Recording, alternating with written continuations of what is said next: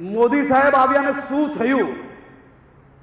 મોદી સાહેબ આવ્યા ને પછી કોઈ ગરીબને જઈને પૂછો કે આઝાદીના વર્ષ સુધી જે કાચા મકાનને તાડપત્રીની નીચે રહેતું હતું સાહેબ, કોઈએ જીવનમાં આટલા મોટા વર્ગમાં જ્યારે આટલા ગરીબો રહેતા હતા, ક્યારેય કોઈ પ્રધાનમંત્રીએ આવું સપનું જોયું ને સપનું સાકાર કરવાનું વિચાર્યું બી નતું. એવું આપણા મોદી સાહેબે કર્યું.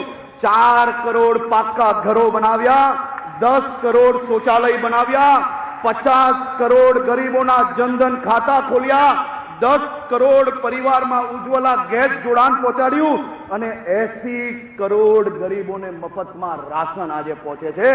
એ આપણા મોદી સાહેબનું શાસન.